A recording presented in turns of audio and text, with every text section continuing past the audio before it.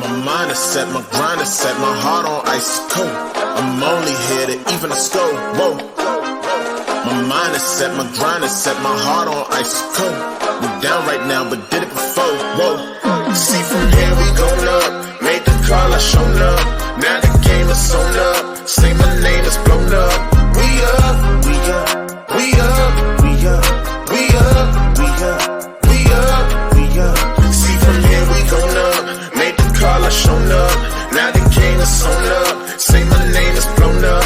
We up, we up, we up, we up, we up, we up, we up, we up. Hello, everyone, and welcome to another episode of the Knighted Ones podcast. And this is episode number 5-1. And why is that important? Because after next week, we'll be starting a new season. It'll be season 2 of the Knighted Ones podcast. Thank you so much for going along this ride with us. Thank you to all of you that have done it with us and those that are jumping on the bandwagon. I know we can be funny at times, we can be boring at times, but mostly funny at times. And we appreciate you doing this with us. Remember, we do it for you. We are the only podcast that features a former UCF national champion, a former UCF radio host, an ESPN analyst and hoops player, an infamous/infamous rapper, our resident influencer and IG star, shooting the breeze, talking UCF sports. Remember to like and follow us on YouTube and check us out on the 70+ teams and conferences on the College Huddle.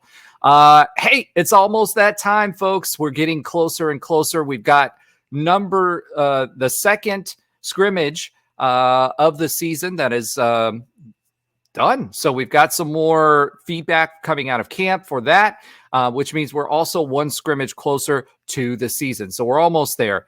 This week, we're going to be talking a little more details. Last week, we promised you about some details about Jayvan Boggs. So we'll be talking about that this week. We'll do a defensive preview. We've got a projected depth chart for you. Some camp updates that we talked about, more preseason honors. Lee Hunter is expected to be a beast in our conference this year, number 1 DT. And we've got the AP Top 25 that's been released. We'll talk a little bit about the coaches poll. And we have some alumni that won some gold medals.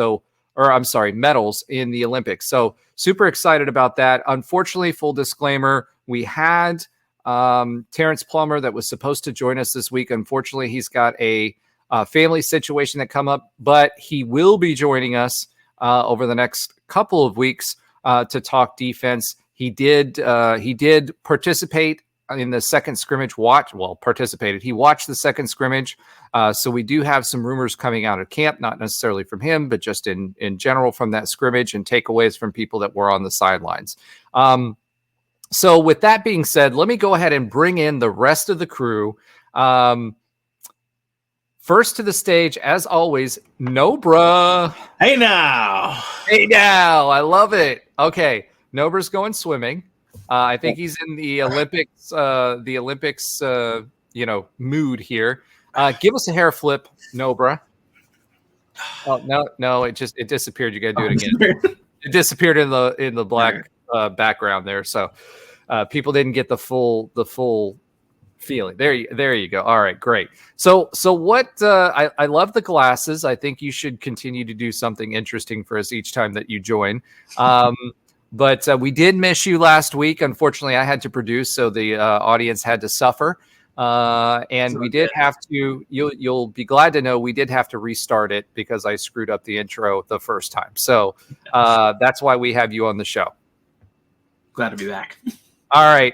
Next to the stage, we're going to bring Alan Levin to the show. Alan, welcome to the show. Hey, what's going on?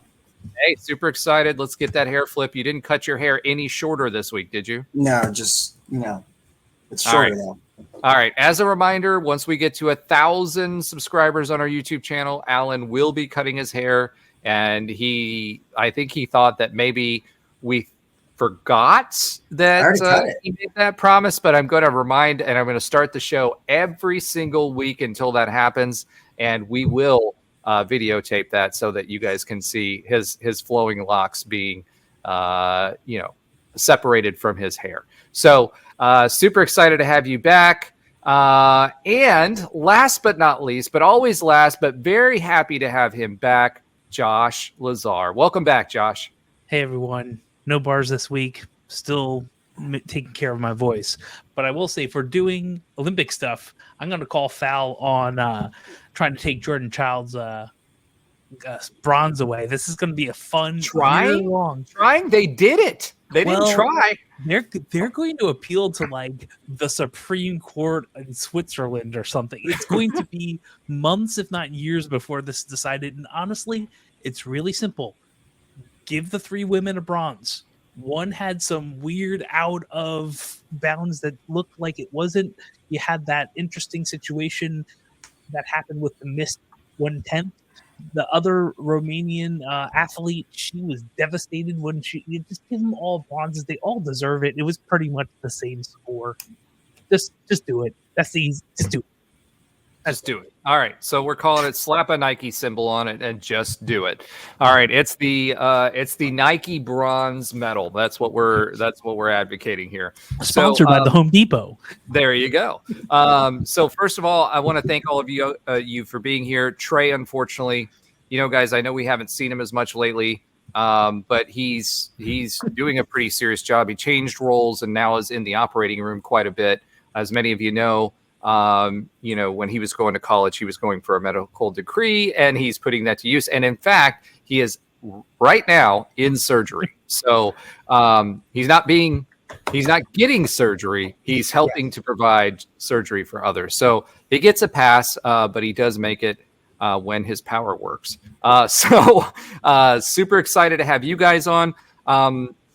Alan, let's get it rolling a little bit with some great news about Jayvan Boggs. Give us a skinny on Jayvan Boggs. Yeah, so this actually happened last week on our pod, like live during the pod, and we alluded that we'd get to it this week. But UCF, depending on the outlet that you look at, got their highest rated recruit of the 2025 class. And I guess, as Roger alluded to last week, the highest ever rated recruit in school history, at least according to Rivals. But overall, Jayvan Boggs is a 4-star wide receiver. He's actually the 4th wide receiver of the class. So for the second class in a row, Malzahn is going wide receiver heavy.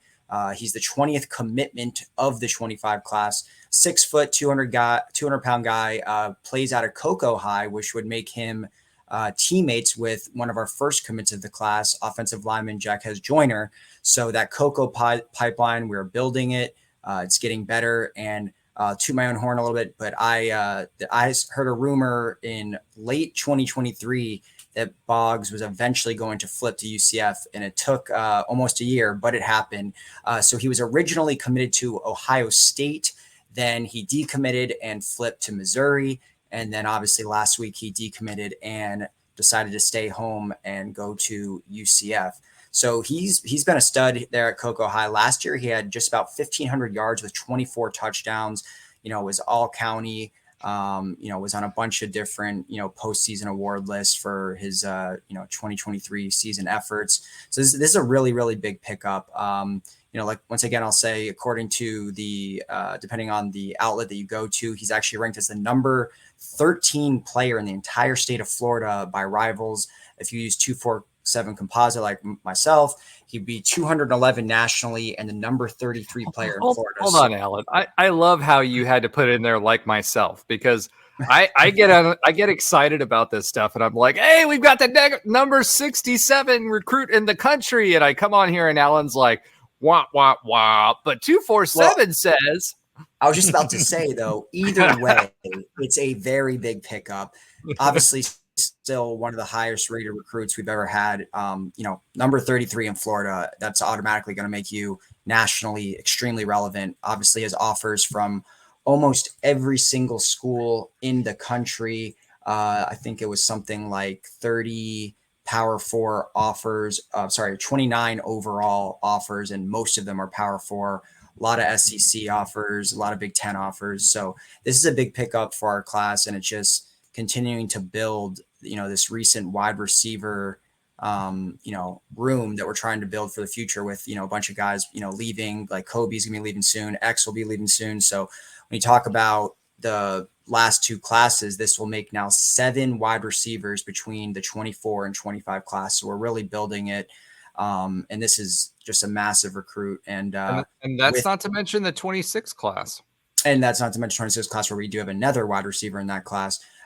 So overall now UCF moves into the top 15 nationally. Who thought we would ever said that? So top 15 nationally. Hold on. Top 15 by what service? Since well, I didn't want to offend you. So top 15 rivals on 247, we are number 22. So either way we jump, because last time I think before Boggs committed, we were at number 25. So we went up 3 spots.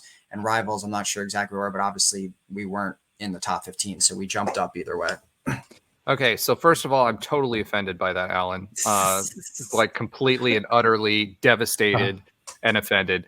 Yeah, 100%. This is we mentioned this a little bit last week, but this is a huge commitment. And just as important as who he is as an individual, it's more important that Coco pipeline is continuing to be solidified, because at the end of the day, Coco has been putting out players. They with the way that Florida high school sports has gone, basically you have consolidation of players within Florida high school sports. And Coco has been one of those schools that has done a really, really, really good job, one of the best in Central Florida when it comes to consolidating players. So getting a pipeline and getting them to come to us consistently is huge. A lot of those players used to go to UF. So, if we can maintain that pipeline by having these players play together, and a lot of them will come to play with their former teammates, and they'll stick together or try to stick together if they can. And that's what you're seeing here. You mentioned Jacquez Joyner. There was another one, Cedric Hawkins, that came from Ohio State that transferred back. He was a Coco player that played with Jayvan Boggs. And there was another one that I can't think of right now that was also a Coco player that committed to us. So the more of these folks that we bring in and to continue to keep that pipeline going, the better. I do have to question, though, and I will put this out there. How in the heck are these? I get it. Some recruits go to rivals camps. Some of them go to 247 camps. Nobody goes to On3 camps. But, they are considered in here. How is there such a variance in these players and where they're ranked? Because I think last week we said he was number 67 in the country. And then we said 247 had him like 233 or something. I mean, it was a huge variance.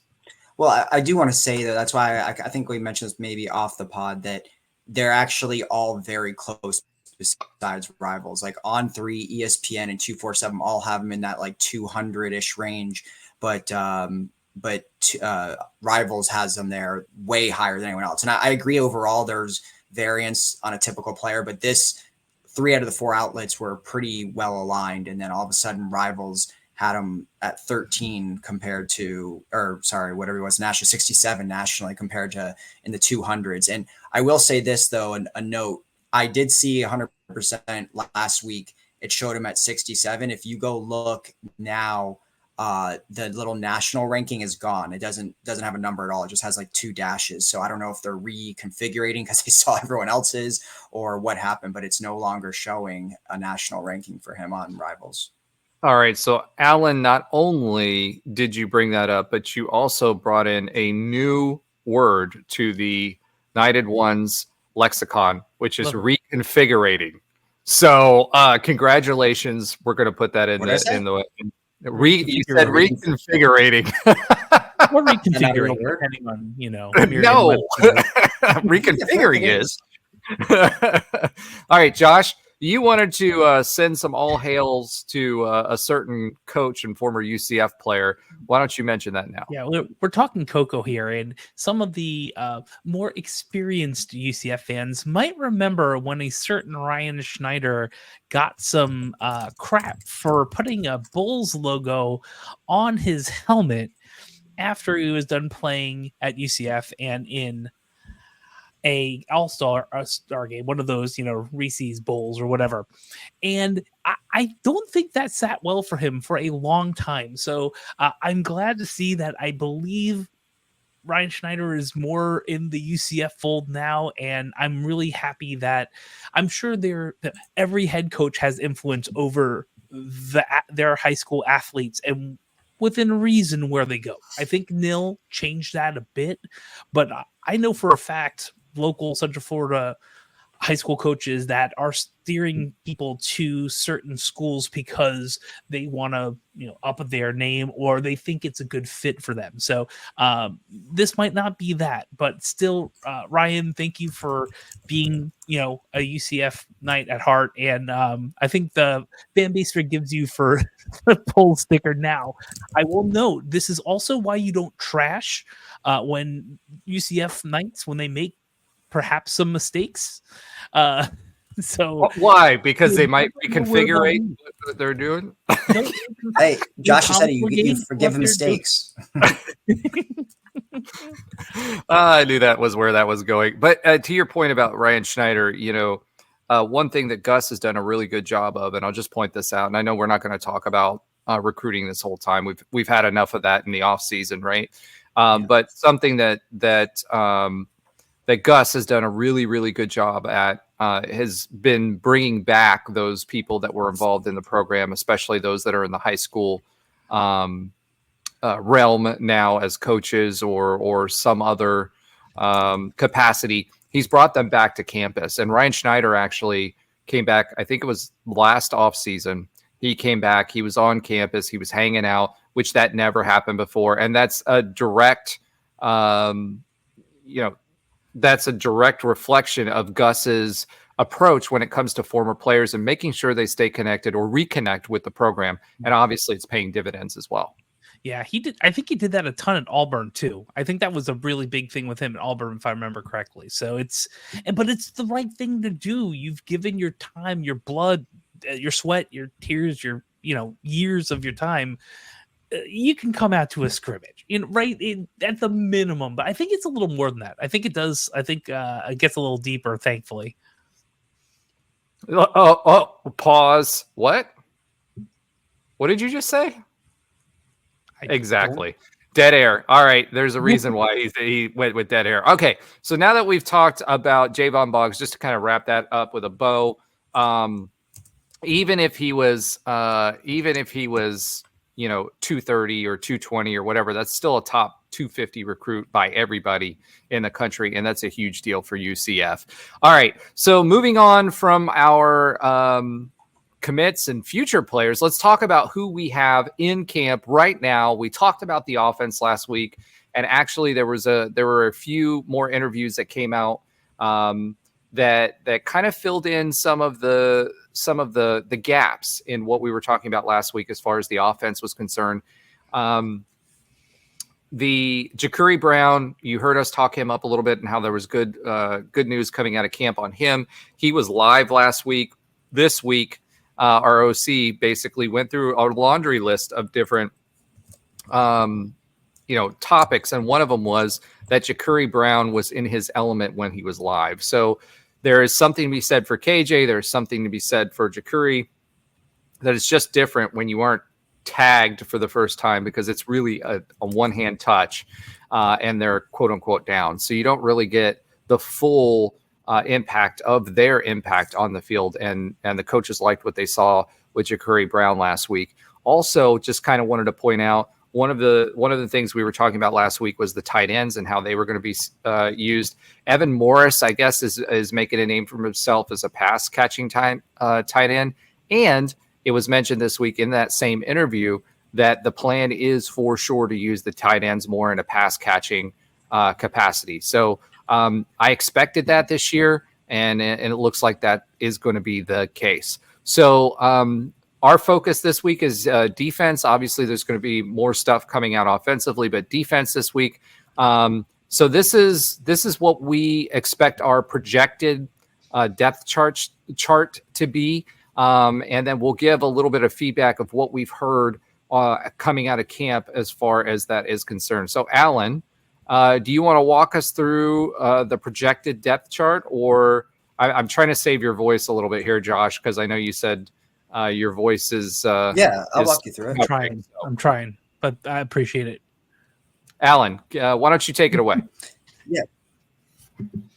So, last week we went over the offensive depth chart. Today we're getting into the defense.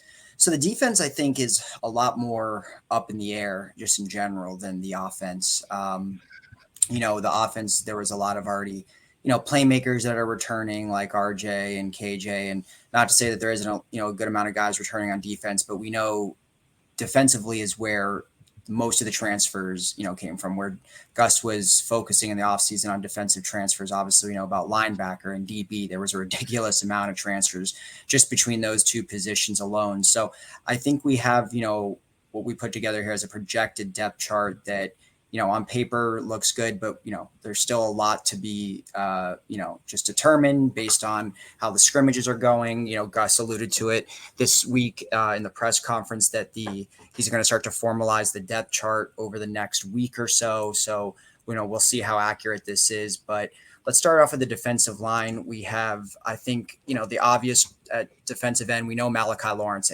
after a breakout season like he had last year, he's going to be back and, most likely UCF's primary pass rusher. Obviously had a really good season last year, broke out, was second on the team in tackles for loss, second on the team in sacks, or third on the team in sacks.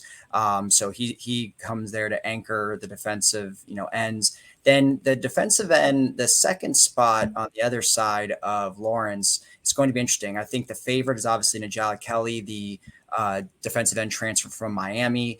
He spent a lot of time on the bench last year because he was injured and, didn't really recover, but, apparently he's fully healthy, but we don't really know what to expect from him. We know the talent is there and he's the favorite, but there's going to be two guys behind him that I think compete for that spot.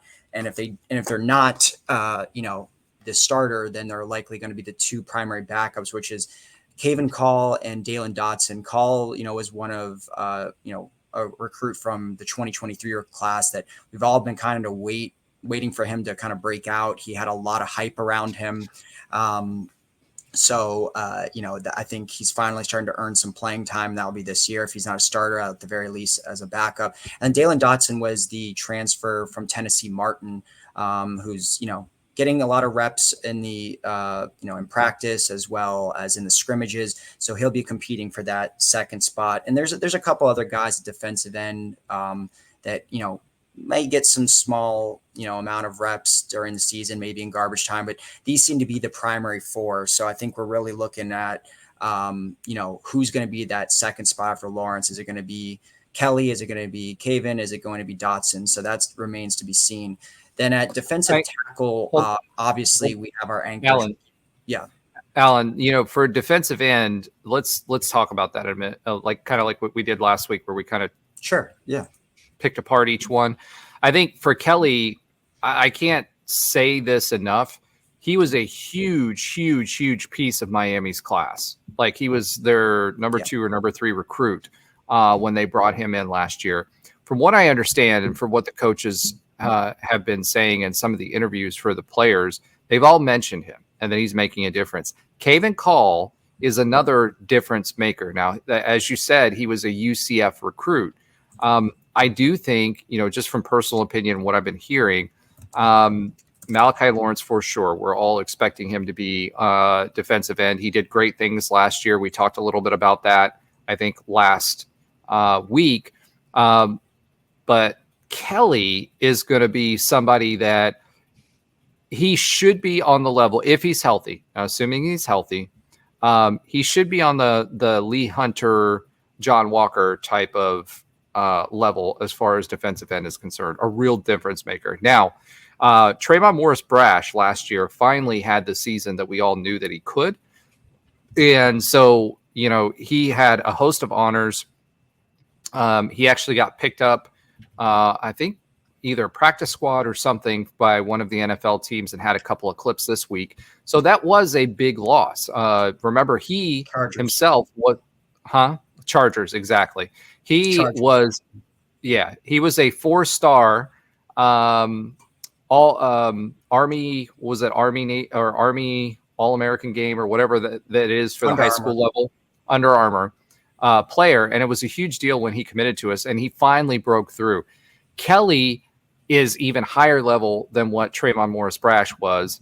And at that time coming out and was one of the top defensive ends in his class. So I expect him to make a big, big difference there. Now, Caven Call will push, and I expect us to rotate those defensive ends. Dalen Dotson, unfortunately, I think, unless we're talking about for rotations, a lot of the coaches last week talked a lot about putting the best players out on the field, and that's been their philosophy because the injuries that we had last year and making sure that they're getting reps in multiple positions. So what I would expect is Malachi Lawrence, Kelly, Caven Call to come in on rotation. Hopefully we don't have a lot of long drives like we did last year, especially with everybody running. But Dalen Dotson, I think, would be the definitely by far the fourth person that we'll see in that rotation. But between Lawrence and Kelly and Caven Call, I think we've got a really, really good rotation there in defensive end. Yeah, I'd agree. I think we have obviously, like you said, TMB, that's a big loss from last season. Someone that was a 5-year starter and has really been productive every year, even though last year was his breakout year. So it's a big loss. But with Malachi Lawrence having the season that he did last year, gives me confidence that we have that guy that can take over as the primary pass rusher. And then, I do like the depth there. Obviously, it's dependent. We haven't really seen Call on the field too much. We haven't really seen Dotson at a FBS level, and we haven't. Obviously, Kelly missed a lot of time last year, so there are some, question marks. But I do overall think it looks good. All right, let's. Josh, did you? I hate to throw it to you because I never know. Like, I want you to jump in when you can because I'm trying to save your voice here. But did you have any thoughts on that? All I'm saying is a lot of ifs. If Always. I feel like we're not going to know probably till TCU, but I don't feel like it seems like what we've probably all heard from the scrimmages, and sometimes scrimmages defenses usually are better. But I think that if is not as iffy as you think. I feel like we're going to, by the third game, start gelling together and versus New Hampshire, who knows, right? But I feel like it's going to be a little more than an if this and if that. I feel like they're going to gel together pretty well. It's just this like a bit of instinct and a bit of knowledge that's coming in. I don't know if it's just an if. Yeah, I would say this, what you've heard and that I'd like to hear a lot in all of the interviews this year is three things. One, every single one of them have been talking about, quote unquote, strain that we heard and aggression, right? So that's one piece of that pie. Everybody's giving their 100%. Everybody's talking about, especially, I think part of this is because there's so many transfers, is that they're proving themselves and they're not letting up. So, that's important. The second thing was a lot of them have been talking about their why. So I think a big theme for the team this year, and maybe because there's transfers, so many transfers, 40 new guys on the roster, is the why.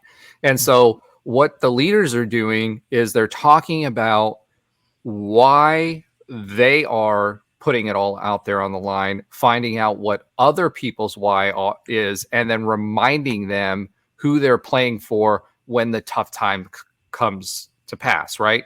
Which is exactly what you want, because last season we had fourth quarter collapses. So if you have the ability to say to the guy next to you, hey, look, remember, you're doing this for your parents or for your sister or your brother or whatever. I think that's a bigger input when you're trying to motivate somebody when they're in that position, when they're tired and they have to give that extra effort to overcome not only the person across the line from them, but also their own internal,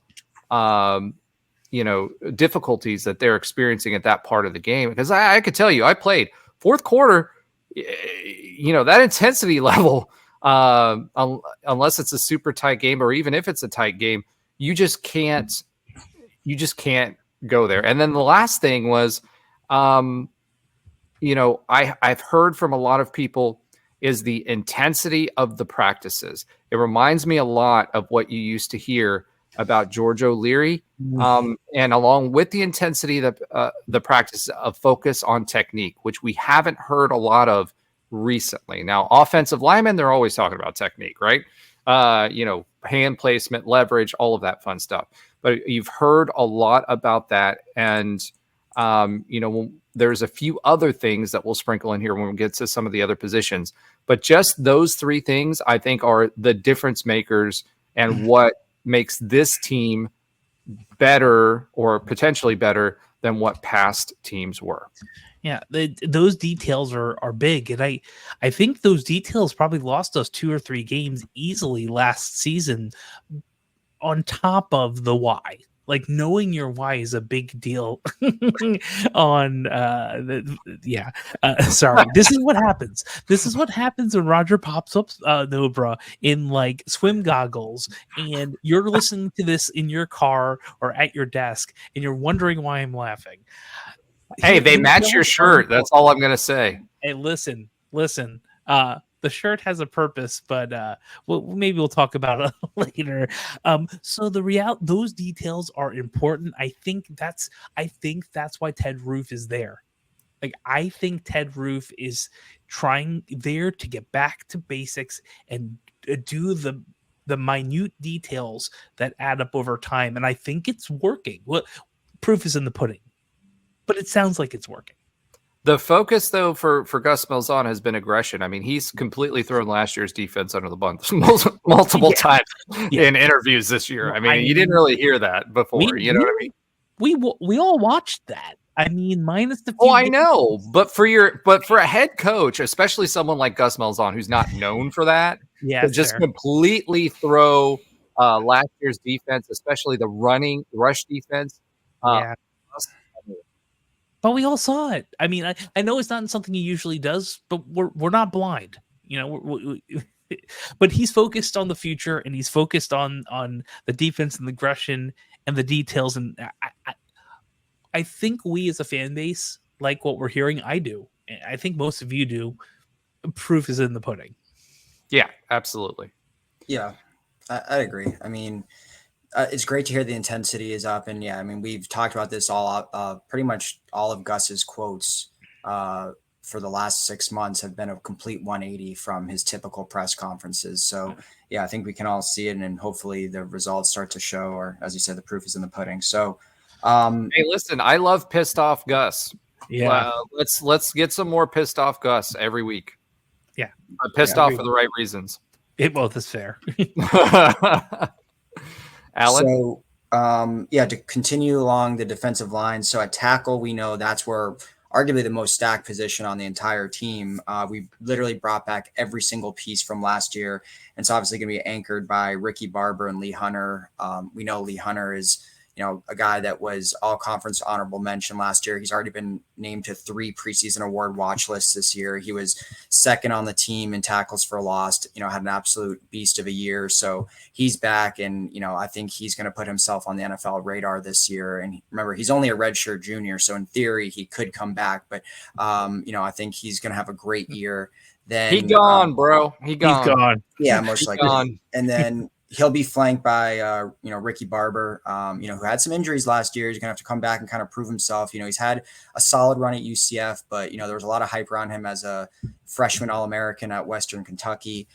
So he's coming back. He had a solid year, but missed, I think, 4 games due to various injuries. So then behind them, we have John Walker, who could very well flip Ricky Barber. Hold on. Let's pause there for a second. Okay. So nobody is taking anything away from Ricky Barber, because when he was in, he was a menace, right? However, you've got John Walker, who was our previous highest ever recruit. We fought off the Gators for him. Hometown kid. That was a huge storyline a couple of recruiting cycles ago. And you're saying that he may be, and we talked about him all last season too, that he may be DT2. Yeah, everything I've heard, I mean, it just right now on paper, Ricky, we know Lee Hunter's getting one of the spots. That's a lock. Yeah. Oh yeah, Ricky Barber no way. seemed to have locked. I don't know if that's just gonna be one of those things where it's early on in the first couple games, it's Barber, then flips to Walker, but that's just what it's, every kind of prediction, everything that we've heard has been that, Walker is in. But remember, they're going to rotate out these defensive tackles. It's not like a couple of years ago where you got to play every single snap because we had no depth. So I don't know if the starter tag is, I don't think it takes anything away from Walker. And there's a very good chance. I mean, I've already seen some, preseason buzz of Walker, could potentially break out into an all-American type of candidate, maybe this year or the following year. So I just, as presently stated, I think it's going to be Barber and Lee Hunter with Walker backing up. I can tell you Walker is another one that's expected to potentially go to the NFL after this season. So if he's starting number 2 in the second, quote unquote, second string, I don't know about that. Would he go after his true sophomore season? That's pretty rare to go after 2 years. I mean, he would have to really have a great year. He's not on like NFL Raiders at all right now. Well, that's true. That's 100%. He's 19, so I mean that would be for a defensive tackle. I forget. I always feel like he's a junior because he was here practicing with us during the bowl game prior to when he could officially commit. So. And we were talking about him for so long. So, yeah, you're probably right on that. I don't know. It's interesting to me. We'll see a lot of them this year either way. It's just interesting to me that, as good as Ricky Barber was, that John Walker would be the one that would be in second string. I don't know. It just feels wrong to me. I agree. I see where you're coming from. Then you also, I think the other two, kind of heavily rotated pieces will be Matthew Alexander, who had a solid year last year. He's been a really solid just role player for UCF for a couple of years now.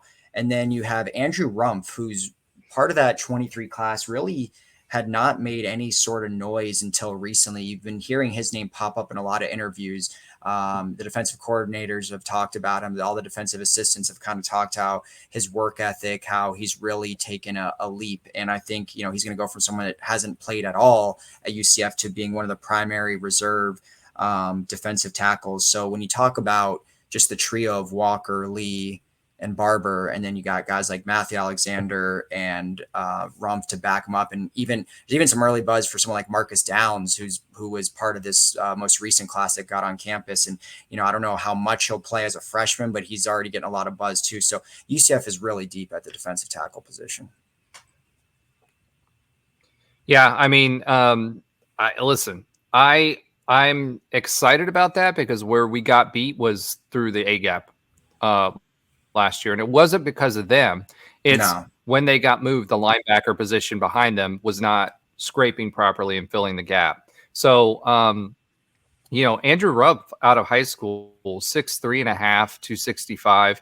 He's had a full season of weight training now. And, I don't know. I mean, I think that, to your point and what you started this position group off with, was this may be one of the deepest position groups that we have. Matthew Alexander had a few breakout games last season, and was making some noise, especially towards the end of the season. So I definitely like this grouping as a strength of this defense, which we need for our run stopping ability and to get pressure on the quarterback. Yeah, I think it's the defensive line as a whole is by far our strongest group on defense. I mean, there's just depth everywhere. And then, most of the stars that are most of our, best, most talented players are right there on that defensive line.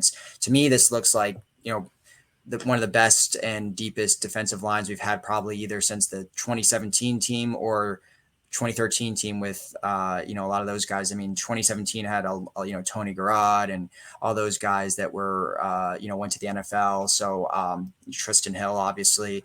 So I think, this is going to be a really special group. It's they've all Lee Hunter led the nation in for defensive tackles last year, I think, with sacks and exactly. Yeah. So, I mean, guys, we've got some real stars in this defensive line, and I think we've added a lot of upgraded talent around them. So why don't we go ahead and talk about the linebackers a little bit? Yeah, so the much maligned linebackers, we've been complaining about them really since probably 2020, ever since, Tatum left and then obviously JJB left. It's been pretty bad outside of Jason Johnson. It's been Wow.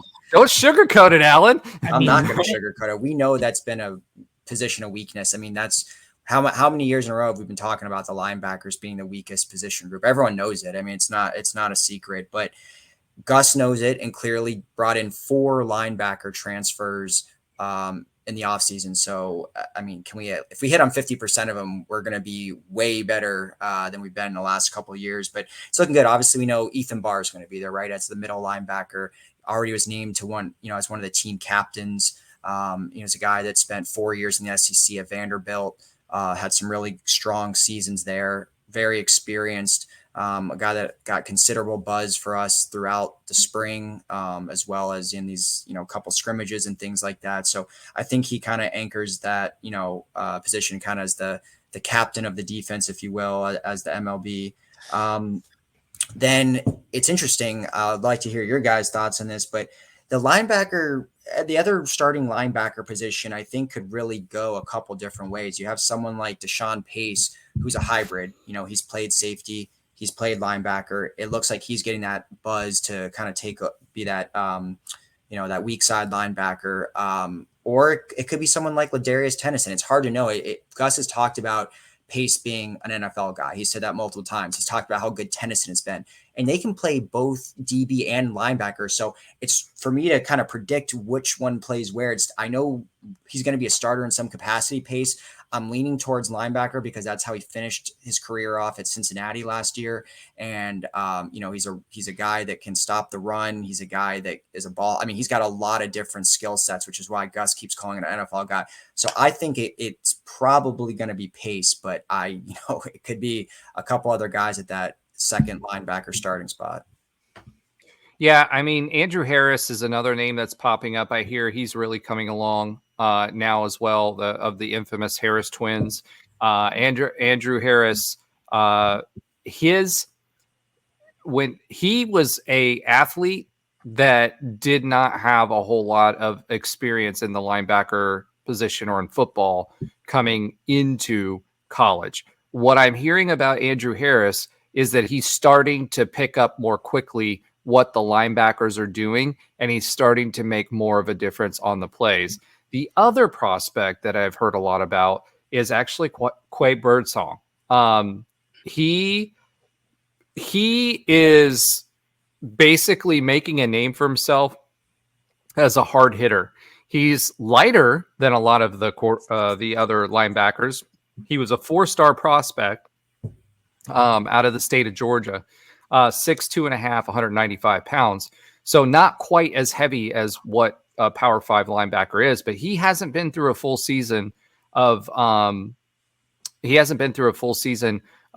conditioning yet, right? But I'm hearing a lot of great things about him. So will he make as big of a difference this year? Probably not, but he will in the future. So I agree with you, Alan. I think Ethan Barr, everybody has been raving about Ethan Barr and his ability to read where the hole is going to open up and stuff that hole. He was known for it where he was before. Everybody respects him quite a bit. Yeah. Sorry. Yeah. Pause. Sorry. All right. Fill the gap. I don't know if that's any better, but keep going, Roger. Oh my gosh. I don't know how else to say this, but he scrapes and he makes sure that the running back cannot make it through the line of scrimmage, through the space that the line opens up for. There you go. So otherwise known as I'm still going with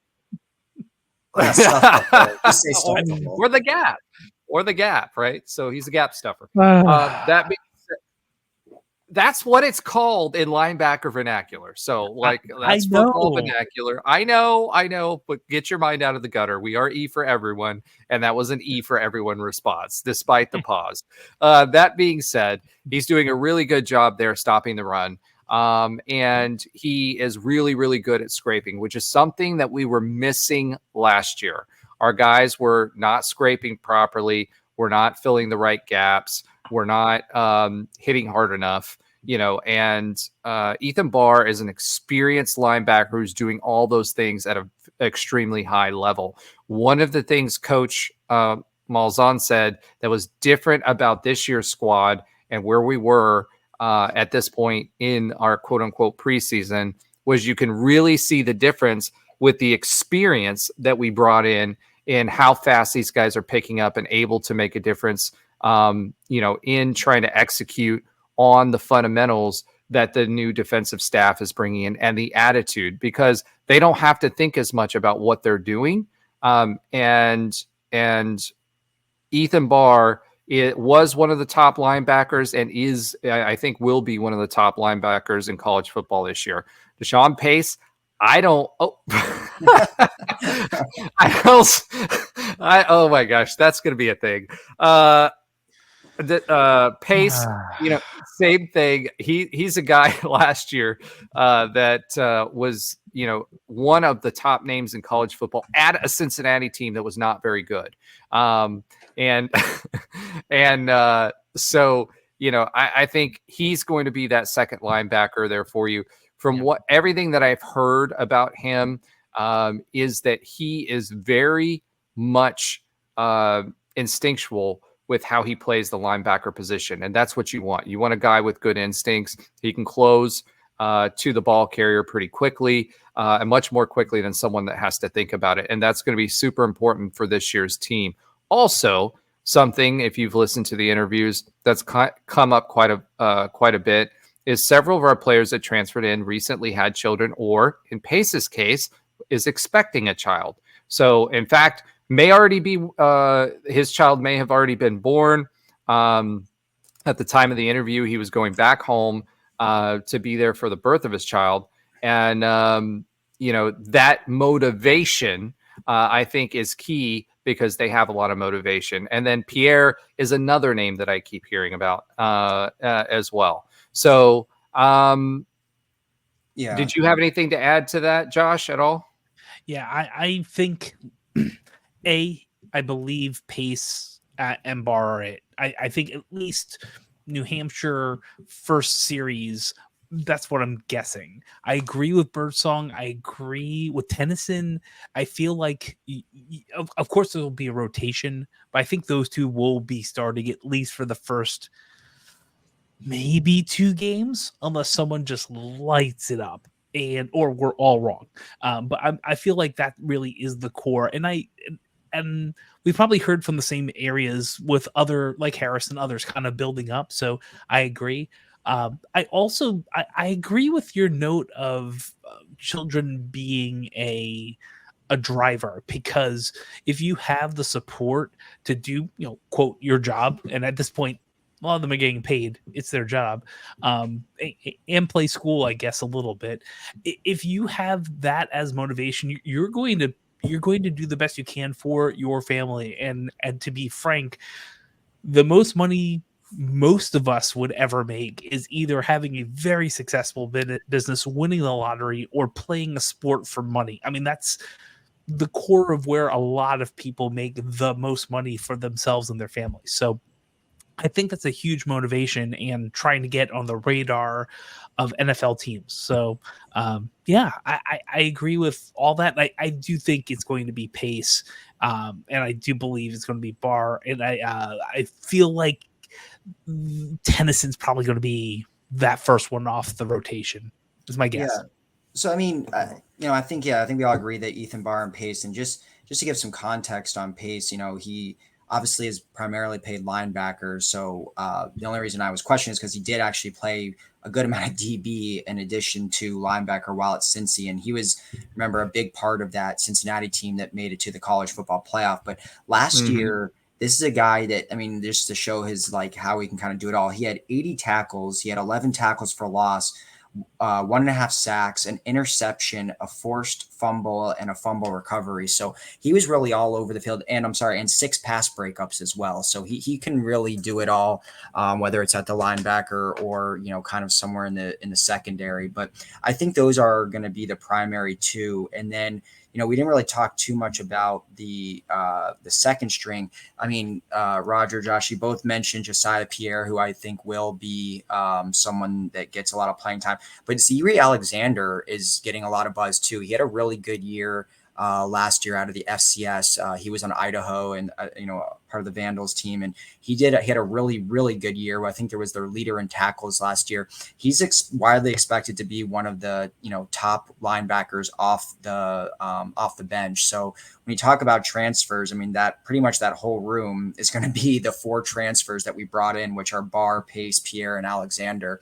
I know Troy Ford, Birdsong, even someone like Andrew Harris, they all are probably going to have a role, but I don't think they're going to be within the top 4. It does look like it's going to be all those transfers. And when you, other than Alexander, 3 out of those transfers are 5th-year seniors. So them beating out a freshman or a redshirt freshman is completely understandable.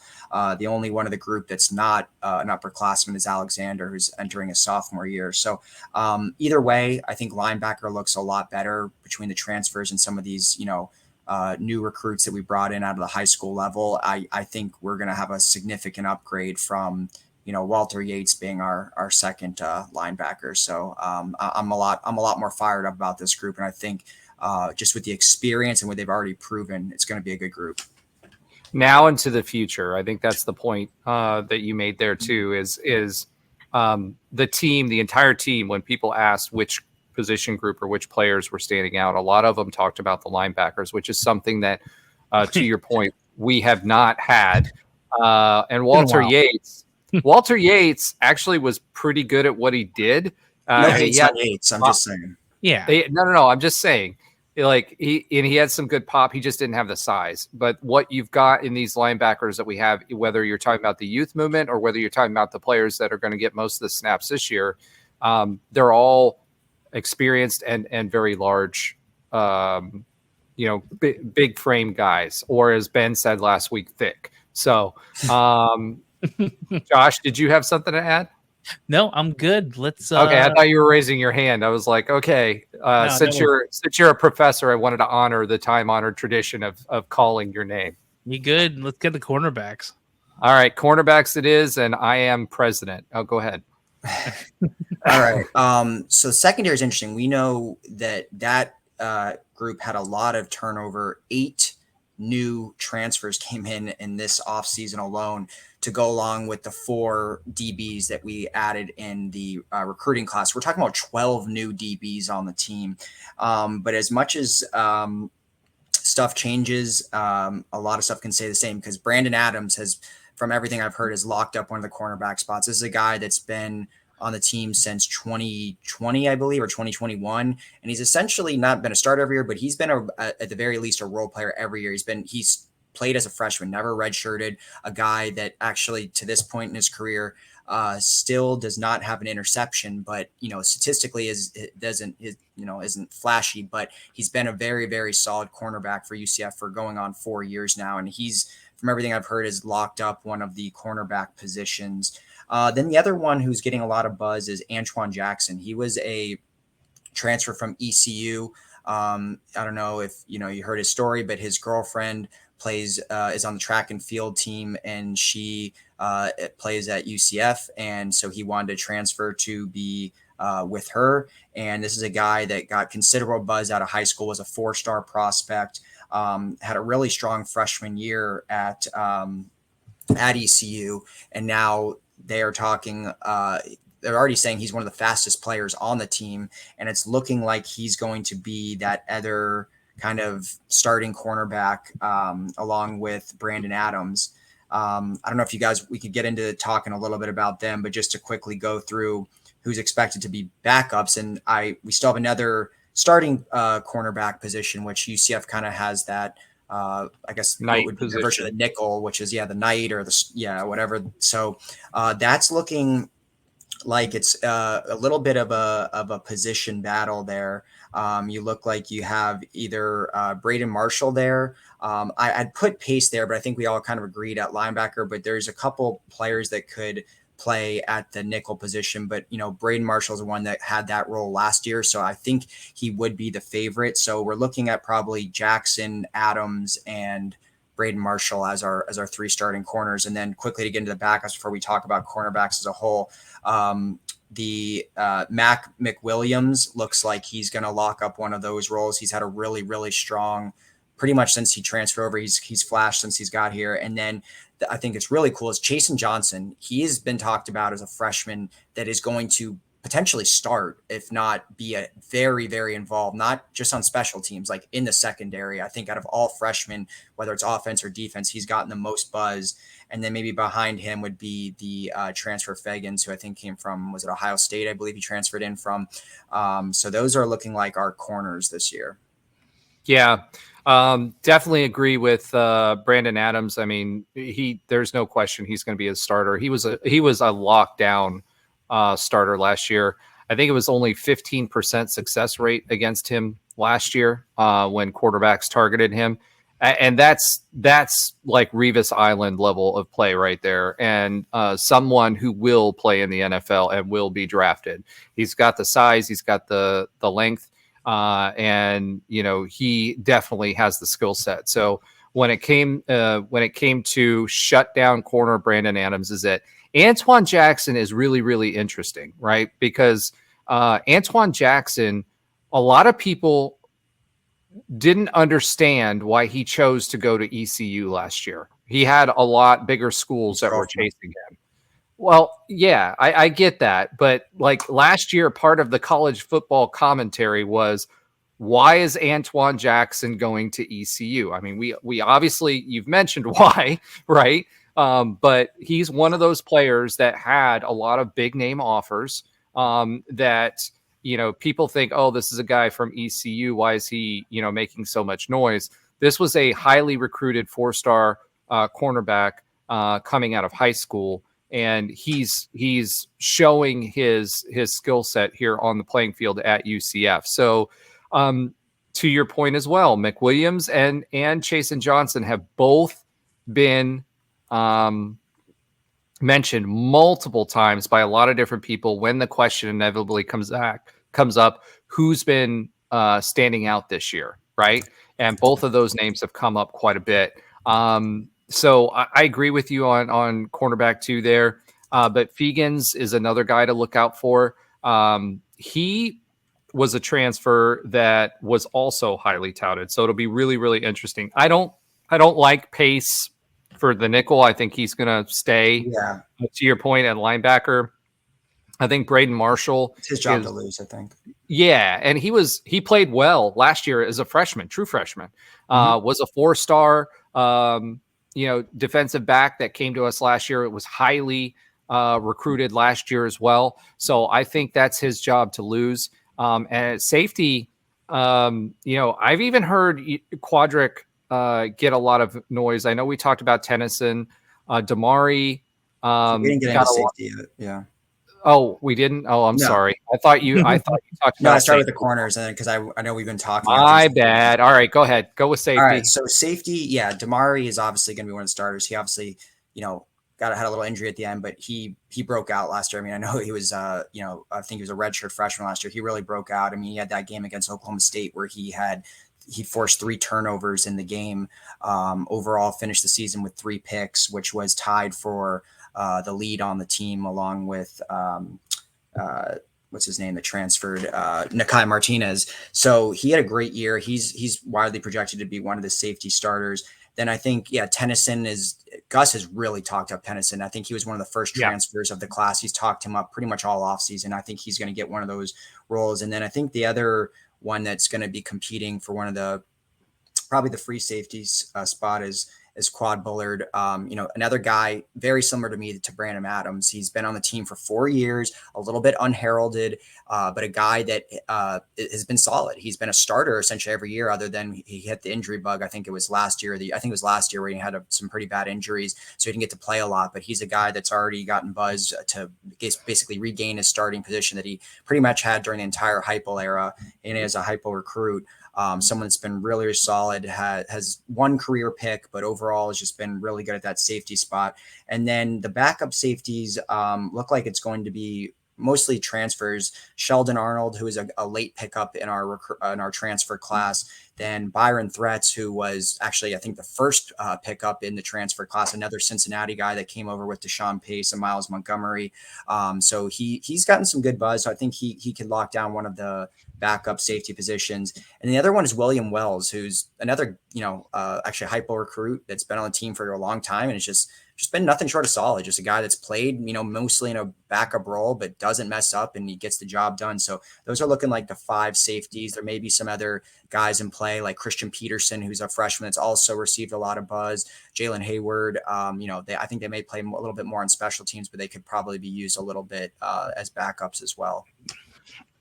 Yeah, interesting on Byron Threats, right? Because he was another much heralded player from that Cincinnati team that was getting noise nationally as well when he played for Cincinnati, and really hard hitting safety. So, I Quadric, with all of the transfers that were coming in, it was going to be interesting to me to see how he fit into the puzzle, but he seems like he's stepped up his game this year again.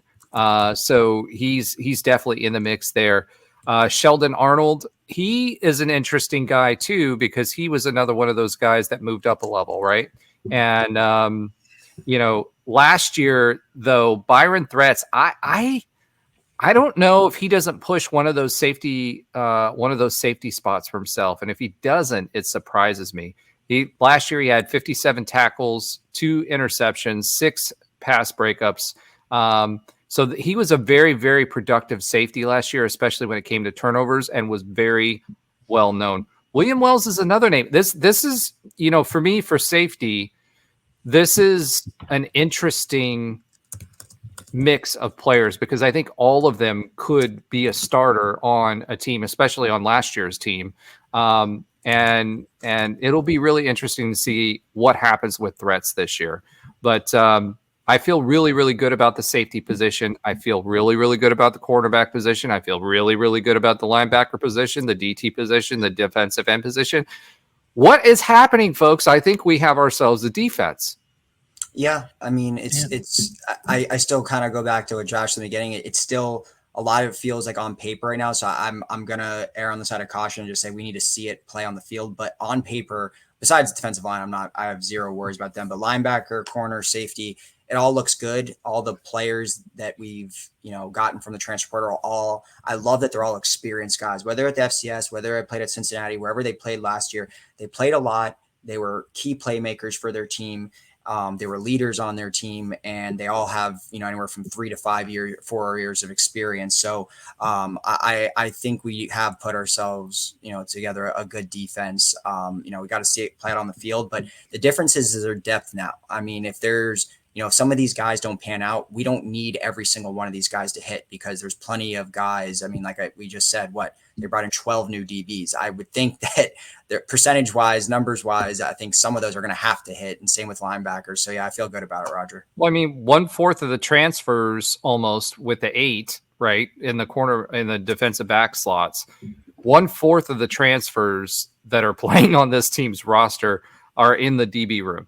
And we went heavy with the linebackers too. So, I 100% agree with you that I feel really, really good about our defensive back room. One thing I'll note that's coming out of camp, both in interviews and other things that I've heard, is that the offensive players are saying this year's defense is way better than what last year's defense was. So it's not just, on paper, but also the players themselves. And offense, we had much more continuity as far as, there were a few star players that left. Obviously, Gerard Baker went to the NFL, etc. We had a lot more continuity, and they are really impressed with what the defense is doing. And I think a lot of that, too, is it's not as vanilla, right? We're able to, when you have guys, to your point about experience, one of the things you can do is you can make your defense more complicated. You can disguise blitzes. You can do things that weren't being done last year. Some of that I think was on the coaching. Some of that I think was on the players not being able to absorb it. But these guys, from everything that I've heard, is they're being a lot more creative. They're aggressive. They're picking up the schemes a lot more quickly. So they're being a much more effective defense. And guess what? They're playing against a top 10 or practicing against a top 10 offense. So that's run heavy. So they're going to see a lot of really, really good offense, throughout this, and a lot of really, really good players throughout this offseason to get them ready for conference play. And I just feel like the big difference this year is the depth. We had a lot of injuries last year, both offensively and defensively, that weren't really talked about because they don't talk about injuries during the season. Yeah. But there's been a lot of guys that were injured last year. So, moving on from that, let's talk a little bit about the projected position battles as they pertain to the defense. So, Alan? Yeah, so I mean, we talked about obviously a little bit about this, but at safety, I think Tennyson, Bullard, and Threats all have a chance. I think we both agree that all of us agree that Tennyson and Bullard are the favorites, but I think there's going to be a little, who's going to be the top spot between those three, primarily, Tennyson and Quad would be the big two there that we're going to see some battles there. Obviously, we brought in a lot of safeties, so there's going to be, there's only so many mouths to feed there. Then at cornerback, it's interesting. I think we have all, kind of anointed, Antoine Jackson as one of the starting corners, but everything I've seen is don't sleep on Mac McWilliams. It's funny. UCF put out a post the other day after Noah Lyles won the 100-meter about who would be on UCF's, 4x100 relay. And pretty much every player said Mac McWilliams. Apparently he's just a speedster guy, has, can, run with the best of them. One of the fastest guys on the team. And he's a guy that was a ball hawk, at his previous school in the FCS. So I think he could be a guy that really pushes Antoine Jackson for that other starting corner spot after Brandon Adams. Alan, he wasn't FCS, I believe. Didn't he come from UAB? Oh, you're right. I'm sorry. He did come from UAB. That's right. Yeah.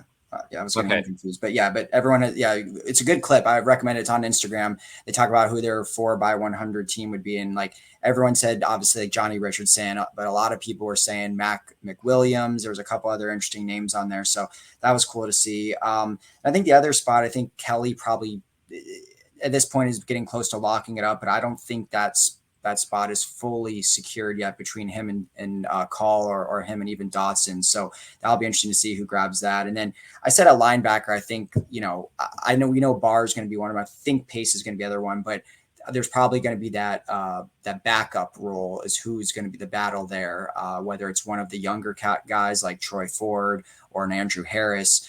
So that I think, the starting is pretty much locked up, but who's going to get those, rotation minutes is going to be between a lot of those young guys that we've had in the last, 24, 23, maybe even the 22 class that haven't seen a lot of playing time, but are on the cusp. So, but the big one I think is really going to come down to that corner and that starting safety after the first two guys.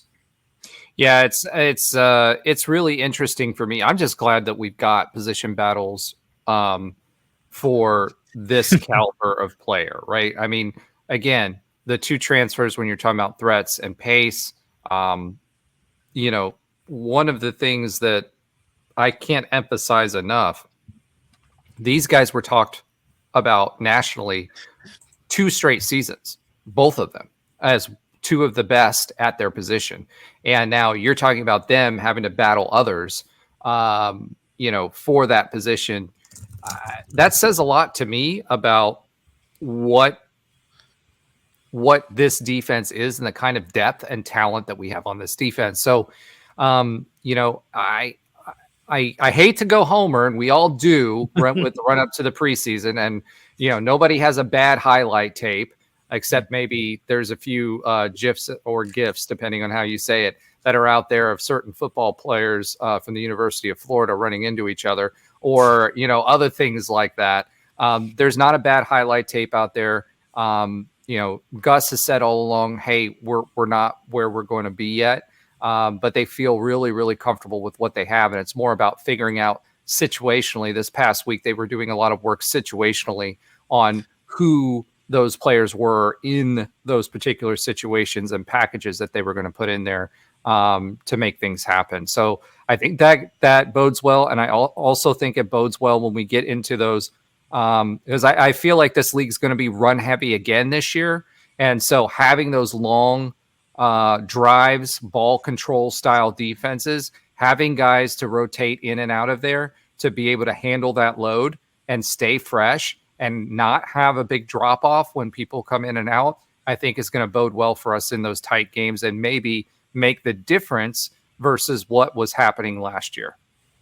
Yeah, no doubt about it. And that's kind of what we've been talking about since we've entered the Big 12 is you need that depth, especially, like a run heavy league when you're facing guys like Taj Brooks and Ollie Gordon and all these guys. That was our issue last year. We really couldn't at linebacker. I think there's a stat, Jason Johnson and Walter Yates played every single snap of every single game. And I think on the D line too, we had multiple guys that never left a snap, like Malachi Lawrence and Lee Hunter, which is unheard of, especially like defensive tackle to be no rotation. So that's really what we've been preaching since day one of getting in is we have to have the depth to compete with the rest of the conference. And I think we're starting to see it materialize. I mean, awesome. we talked on this podcast that the John Walker might not be starting. Like, just think, we already talked about, but just think of that concept as a UCF fan and how unimaginable that would be maybe even 5 years ago, 10 years ago.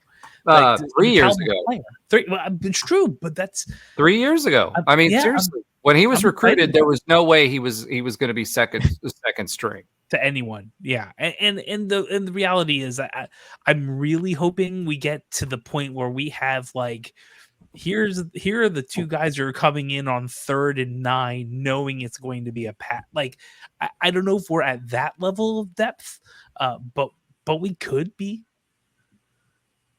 I think we are. I honestly do. And that's not just my black and gold glasses. Yeah. Now, that doesn't mean that there aren't other good teams that we're going to be facing, right? That just means the talent that we have on the roster, I feel really, really good about. There's some good offenses that we're going to be facing this year, some really good offenses. I mean, if you think about the running back battle, I mean, I think RJ Harvey was a little overshadowed last year and went a little under the radar simply because we had two of the best backs in the country. 3. 1, 2, and 3, we had in the Big 12, which is crazy to say because it's the Big 12. But you think about that, a 1,400-yard back, right, that was as successful as what RJ Harvey was. And early on in the season, there were some slight murmurings about possibility of, dark horse Heisman and whatever. And he was outpaced by the two other best backs in the entire country. So that should tell you how good the team that we have is. And now you've got Penny Boone as well. And one of the things that was talked about this week was Miles Montgomery. Miles Montgomery was banged up last week. I told you guys last week and a week before to look out for Miles Montgomery.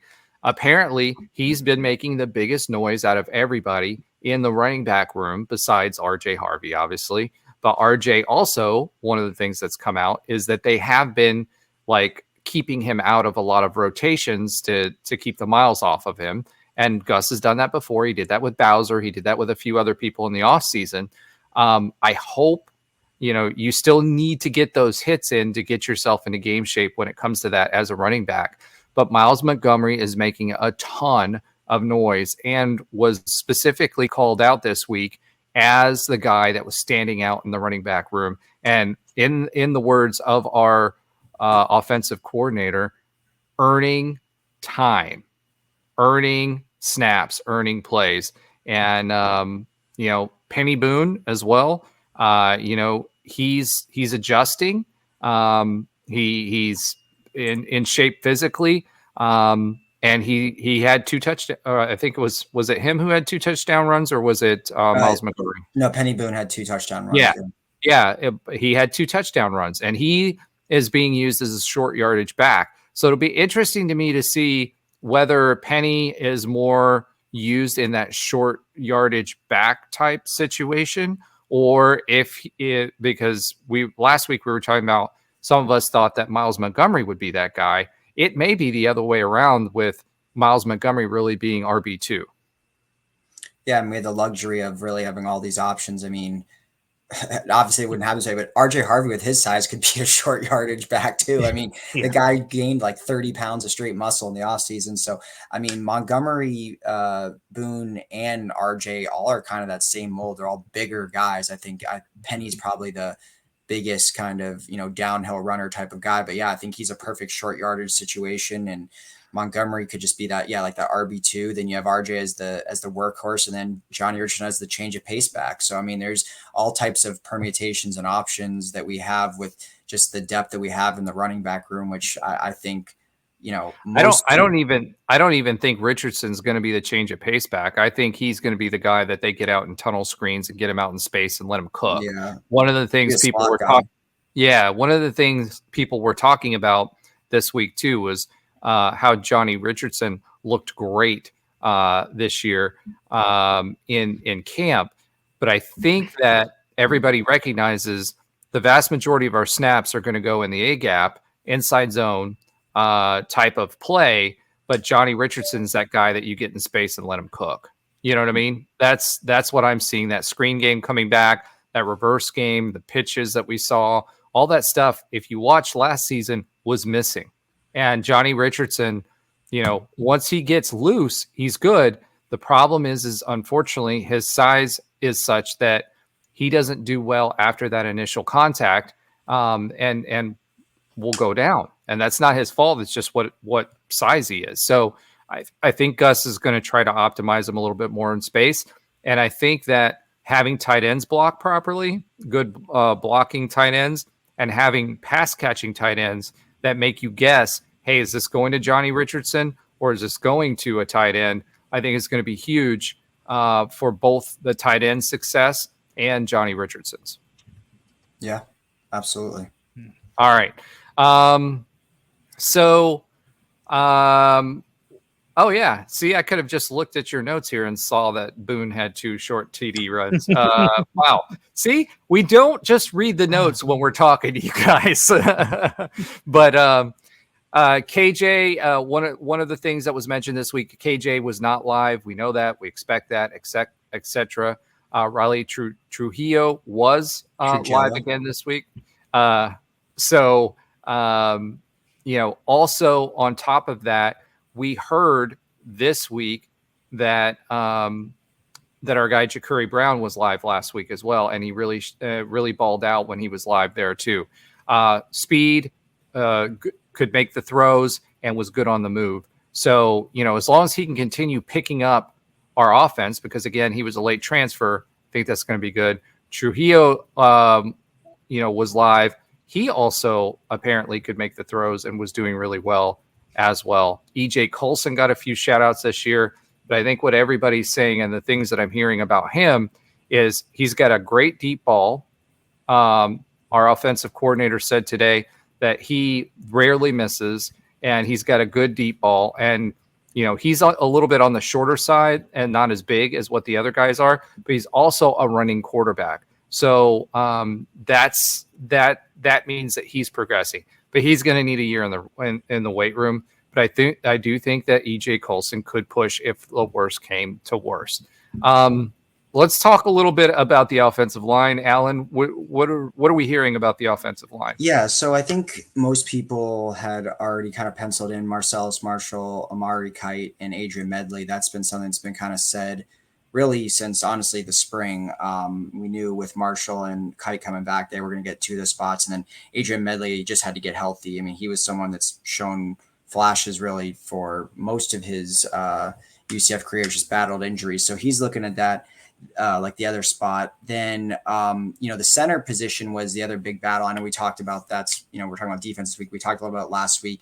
The center position looks like Caden Kittler starting to lock it up, which isn't a surprise. He started at the center position multiple times last year before getting injured as well.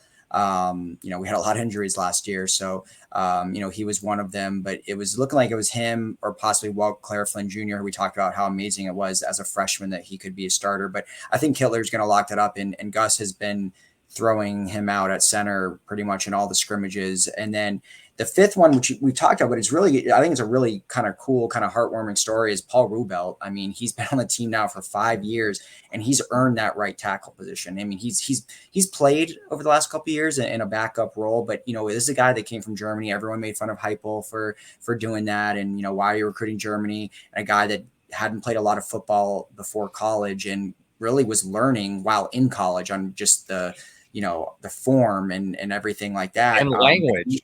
And language. Yeah, and the language. And he stuck around. He didn't transfer. He stuck around, and it's looking like it's going to pay off. I mean, he's widely regarded as going to be the starting right tackle. So, there's some other people in the mix, but those 5 that I just mentioned is pretty much Gus has said, for the past 3 weeks, those have been the starters, whether it's at the scrimmages or just in general in practice. So, barring some sort of change last minute, it does look like Rubelt's going to get that other spot, and along with the other 4 that I think we pretty much expected since day one. Yeah, I mean, Paul was in the schedule release video, which was amazing. Yeah. So I mean, at that point, something, you just don't put the tall guy in there because of how it looks. Maybe he has good acting chops too. So that's probably when we go on a run. That will be like one of the feel-good stories that ESPN or Fox or someone's going to show. They have to. They absolutely have to. It's a cool story. It's a great story. Yeah, and he does a great job at the Willow Tree in acting there. When he was, I don't know if you guys watched that video, but it was pretty funny. His freshman year, he kind of got infamous for putting a young lady up on his shoulder and walking around with that. And he's just a massive human being. Now, going back to a couple of names that you mentioned there, Alan, in Caden Kittler and Winclair Flynn. We talked about him a little bit last week, and Trey was talking about how unique it is to have someone like that that's a true freshman running with the ones. Both of those guys were banged up this past week as well. Winclair Flynn is expected to be back this week. Caden Kittler was also injured again. And last year, he got injured early at Boise. So you start to wonder, is this someone who's going to, kind of have that be his bugaboo is injuries? Because he was highly touted coming out of high school as a center as well. Both he and Winclair Flynn were. And then the other thing was, you heard last week, Coach Hand talk quite a bit about how they are rotating players, and what they learned to make sure that they get the 5 best is that they have these players playing multiple positions. You can only do that if the folks that you have are pretty senior already, right? They're veterans already. And all of the guys that you have here, Amari Kite, again, highly touted transfer from Alabama. These are all high-level guys that have done this for a really long time, with the exception of Paul Rubelt, which he has, and he got some playing time last year, but he was not a starter. This year, from all accounts, he's matching his physical gifts, right, with the technique, is what you heard a lot from Coach Hand. His ability to get low. He's actually, Coach Hand made a comment about his ability to make himself small on the line, and he shows it to other coaches in the community, in the offensive line community. And he actually has bets with these guys and say, how tall is this guy? And he'll show them the film of when he gets low. And then when he stands up, they all get it wrong. And they're like, he's 6'10". Like, they see him standing up and he's like, holy moly, he's 6'10", and he gets that low. That's the type of thing with leverage and the offensive lineman that actually hurts someone who's 6'10", trying to play offensive line. And he's finally mastered that. So I think that's a huge, huge, huge, huge deal. But something to watch with Caden Kittler is his ability to stay healthy throughout the season. But Coach Hand is rotating those guys to make sure they're playing multiple positions, and he can only do that because they're all pretty experienced. Yeah, that whole room outside of Rubel, who maybe not experienced as much on the field, but he's still been in a college weight room and in a college, environment for 5 years now. So that whole room is pretty much all, upperclassmen. So And it's going to be an experienced group. And, the big thing there, I think we've talked about this. I think the starting offensive line really for the past 3 years has been solid. We haven't had really a poor offensive line. It's just been the depth. There has not been a ton of depth there. I mean, even right now, who are we rotating in? We talked about, Walt Claire-Flynn Jr., who could be maybe the backup center. But when you talk about the other tackles and the guard positions, is who's that going to be? I mean, is it going to be someone from one of the recent classes, or is it going to be some of these transfers you brought in like Jabari Brooks from Samford, or there's a couple other guys, Keegan Smith, that we brought in, but we're not really hearing their names that much. So who is going to be that guy? Because only having 5 reliable offensive linemen is not ideal. We need to have a couple guys because of injuries, like we see it every year, last year with the offensive line. So we're going to have some depth guys that really start to showcase themselves. That's my biggest concern. I feel good about the starting 5, but some of these, backups that we're not quite hearing too much about, especially the transfers, it's not great, but we'll see what happens with that. Yeah, definitely. I'm excited. Games are won and lost in the trenches, and I think on both sides of the ball, we have the ability to do well for that this year. All right, so let's talk about some more things that we're hearing.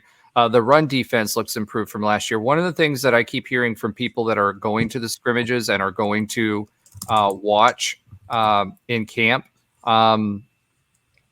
they yeah, Alan put a note in here. Couldn't get much worse, meaning last year.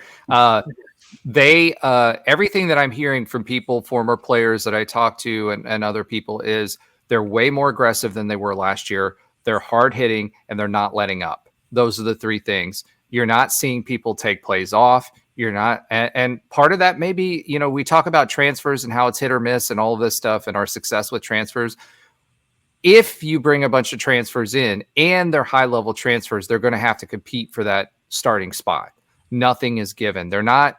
I think our quality of player that we had last year, comparatively speaking, I think everybody game recognizes game, right? And they're not going to be able to coast. So I think that's going to, from what I'm hearing, there's several players. There's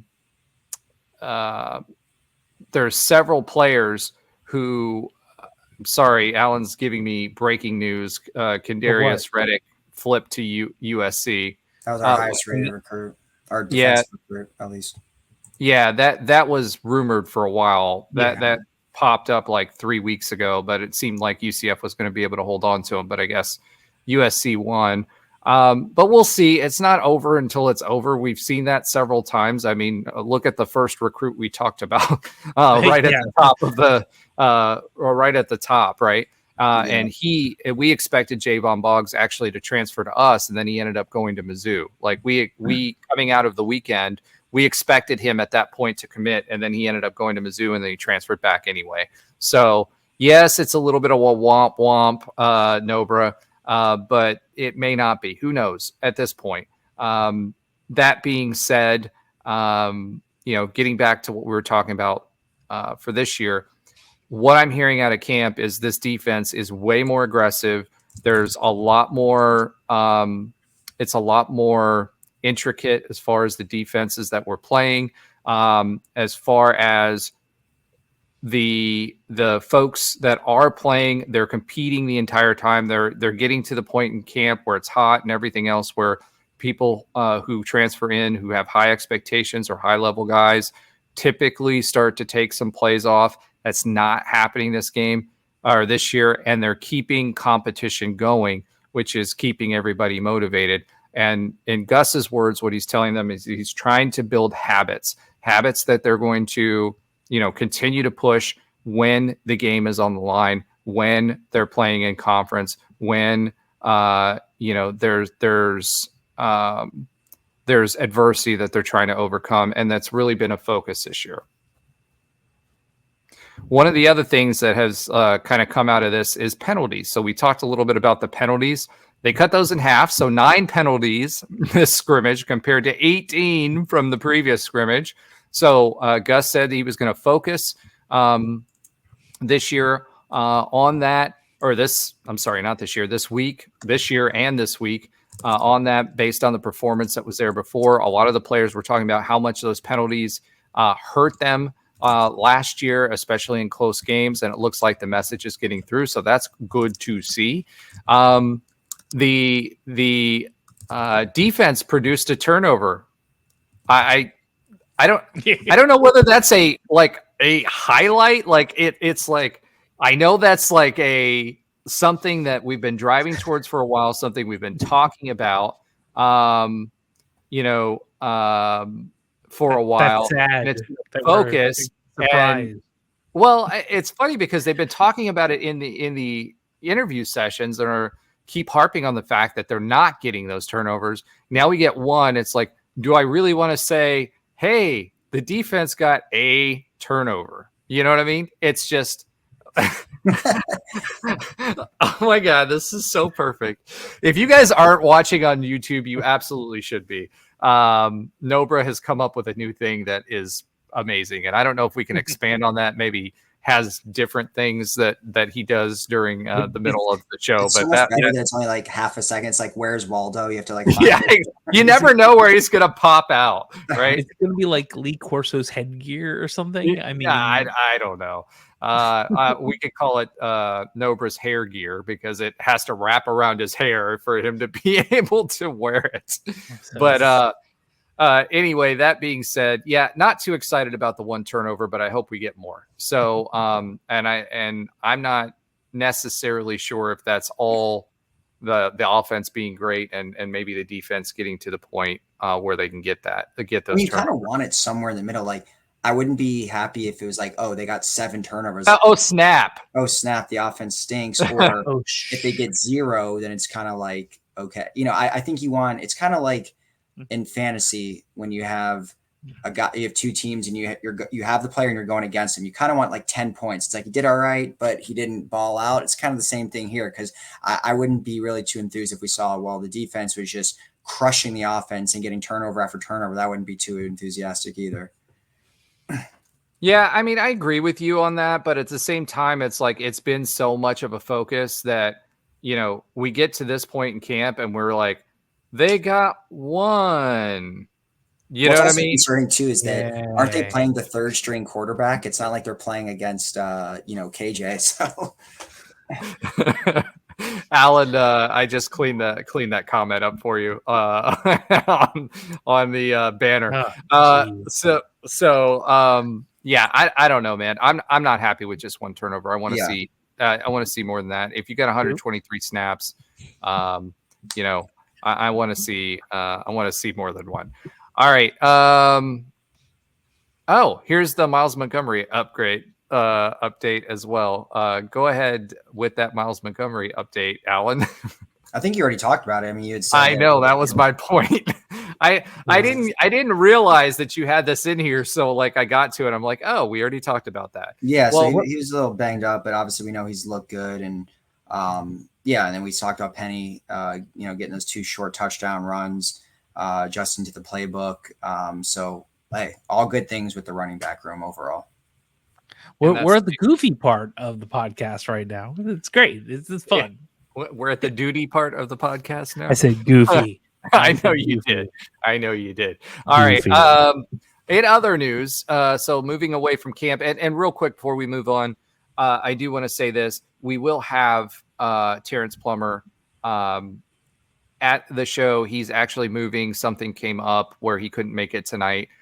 So he will be back, and we will have him give his insight as well as Trey's whenever we can get him out of surgery. People need to stop needing surgeries. I know the hospitals will be mad at me, but and it's his job. But at the same time, we will have both of them in the room to talk defense and what they're seeing from the sideline during camp. So excited about that. Preseason honors. Let's talk a little bit about that. More glitter and gold being given to our Knights. Lee Hunter makes 3rd list. Makes his 3rd list. The Chuck Bednarik watch list. Huh? Watch list, yeah. The watch list. That's for Defensive Player of the Year. KJ has the Davey O'Brien watch list. Kobe the Blitnikoff for best wide receiver. So again, a lot of high expectations as you see these watch lists roll in for the players that we have as we kind of move along. Alan, what other news do we have in the college football world? Yeah, so the AP Top 25 was released today, and 5 Big 12s. Hey, it doesn't matter that we lost Oklahoma and Texas. We still got 5 teams that made the Big 12. We have the highest ranked, which is Utah, coming in at number 12. And as you know, they are on our schedule this year. Then we have number 17, Oklahoma State, number 18, Kansas State. And those 3 are widely, in every kind of Vegas odds, all that, those are widely projected as the top 3 teams. So really no surprise that they're the highest ranked. And you have number 21, Arizona, who is another opponent of UCF this year. So at the very least, we have 2 preseason ranked opponents that we will be playing this year. And then rounding out that 5 is number 22, Kansas. Then we did have a few teams that were in the, others receiving votes column, which would be Iowa State with 33 votes. That would effectively put them at number 30. And as we know, we play them on the road this year. Then West Virginia, they would be with 17 votes would be at roughly like number 33. And we also play them on the road this year. And then Colorado, I guess, got some sort of sympathy, 1 vote, which it wasn't sympathy. It was Coach Prime voting for himself. Yeah. Well, it's AP, so this isn't him. That's the I get that, but he pretended to be an AP voter. Yeah, I agree. And voted for himself. Yeah, there's no reason they should be on there, but we do nonetheless play them as well. So we're looking at, when you total it, 8 teams that are either ranked or pretty close to being in that top 25. So good to see 5 Big 12 schools in there, 1 in the top 15. And, it means you could have a scenario where 5, 6, 7 finish the season ranked. There's a lot of good teams this year. And I guess fortunately UCF does avoid, 3 out of those 5 ranked teams, but we do have Utah and Arizona, which is, those are going to be tough games. Yeah, well, West Virginia is going to be a tough game too because we're playing at West Virginia. So, they're going to try to fumigate us out of their stadium with their burning couches and polyester Supreme. But that being said, the one thing that struck me as you kind of were going through that list was how many of those teams were close in ranking, right? So even when you were talking about West Virginia, right, it was number 33 and number 34. Based on the number of votes that were there. So there's clearly going to be some groupings and some bunchings here within the conference, but still, I think anybody within the top 10 within the conference is going to have a chance, right? Yeah. I do find it interesting. I think OSU this year having Ollie Gordon, I think they're getting a little bit of an Ollie Gordon bump because I think Kansas State is the better team. That being said, OSU did have some wide receiver injuries last year that hampered them a little bit. I think their biggest challenge is going to be going into the season is their quarterback position. They have an average quarterback who can keep the machinery going, but if they end up like they did last year and going all run heavy, I think there's going to be more teams that are going to be able to stop them consistently in spite of Ollie Gordon being such a good running back. And the good running back that he is because they've been pretty one-dimensional. That being said, I think K-State, we all saw a taste of their quarterback last year at the end of our game. He's real good. So I think K-State's going to challenge again. They're consistently good. They have good depth. They have good fundamentals, and they're just a solid team. And if you add a quarterback like that, it can really make them special. So that will be really, really, really interesting. Coaches poll, UCF did get 4 votes. AP poll, we did not, which is kind of interesting that we didn't get not one single vote. Considering all the AP voters out there calling UCF the dark horse, how can you be the dark horse when you don't even give them 1 vote? So put your money where your mouth is, AP voters. Yes, I'm calling you out. I think that will change very quickly. And honestly, if you look at UCF's schedule, 2 games early, you've got that TCU game. If we win the TCU game and we go into the Florida game at undefeated, I think that's a statement game. We could, a very small chance, but there is a chance we could go into that Florida game ranked. I don't think Florida will be. But if we beat Florida at the Swamp, I definitely think we'll be ranked after that. So it'll be really, really interesting to see what happens with the rest of college football. Interestingly, I think Texas was ranked number 3 or 4 in that. So we'll see how they fare in the SEC as they play that schedule. We have a few Olympians that we kind of wanted to talk about. So, Alan? Yeah, so the Big 12, unfortunately, it was by far the least of the power conferences, but we did send 27 athletes to Paris for the Olympics. And, they fared pretty well, 27. And specific to UCF, we had 5 Olympians go to UCF. We had just actually only one from the U.S., which was a rugby player by the name of Malachi Esdale. He was on the U.S. rugby team. Then we had a German soccer player named Sarah Linder.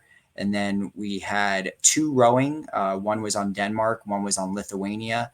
And then we had another, there's 2 U.S. and then another rugby on the women's rugby team, Kristen Thomas. So we did send 5 Olympians between rowing, rugby, and soccer. And the Big 12 as a whole sent 27 players to the Olympics. And I actually have the stats. And I'm sorry, I stated that wrong. It wasn't 27 Olympians, it was 27 medalists. So there actually might have been a lot. There's probably a lot more than 27 that we sent, but 27 medalists. And I believe that was 13 that brought home the gold out of the 27. So let me see. And the UCF ones, unfortunately, did not medal. The 27 number was just exclusively the medalists. But yeah, it looks like 13. Well, we did medal in rowing, didn't we? Didn't we have someone medal in rowing? Yeah, actually. I'm sorry. Well, it wasn't US, so that's why. But yes, we did have someone medal in rowing. So we did have a medalist there. So that was good to see. Yeah, the big thing there, and I want to remind UCF fans, I think UCF put out a couple of tweets about the medalists that did go to UCF. One thing I do want to point out is, folks, don't forget, we had 2 previous gold medal winning players that came from UCF, and the tweet was a little misleading. We had a certain soccer player that's pretty well known and a certain beach volleyball player that's pretty well known that were both medalists at the Olympic Games. Now I think that was because they said team versus individual. There might have been some of those linguistics, but and Phil never really played volleyball at UCF because we didn't have a team, but Michelle Aker certainly did. Yep. If we were to get track and field for men or build up our women's track and field, we'd have a gold within 8-12 years. It just. Well, I mean, look at Renaya Jones, the quality that we're getting on the women's team. Yeah, no, I agree. I absolutely agree. I think those are some of the interesting things that are going to start building now that we've gone further in our conferences than nothing against the MAC, but I don't think we're getting gold. We're not getting the money to get the facilities and the coaches to get gold medal winning athletes in those type of areas if we're still in the MAC. Well, the other part about that too is the conferences that we're in, right? So UCF, we have to maintain 16 teams to be an FBS, right? And we have maintained 16 teams and only 16 teams because our budget wouldn't allow that. And we did what we did, which was focus our money on football. And that got us into the Big 12, right? The Pac-12, they used to be called the Conference of Champions. Why is that? Because people like Stanford fielded Olympic sports teams, right? The Big 12 conference, the folks that are in the conference don't field as many Olympic sports teams as either the ACC, let alone the Big 12 or Big 10, or the Pac-12 did. So those schools were kind of redistributed. And some of them came to the Big 12. Arizona and Arizona State both had some pretty solid Olympic sports teams. So it'll be interesting to see what happens with them as kind of legacy out of the Pac-12. Utah really hasn't. They've had more football than anything else. And they did fairly well in basketball, something we really haven't talked about either yet, but will this upcoming basketball season. Alan, was that your oxymoronic stat of the week? No, actually it wasn't. I just want to put that in there since the Olympics just ended, but I will. My oxymoronic stat of the week is a little bit of trivia too. So we talked about all these preseason. Sorry. It's so good. I mean, I could just say the answer. I don't have to make it a trivia. No. Let's do it. I don't get to do that. A little trivial pursuit. Yeah.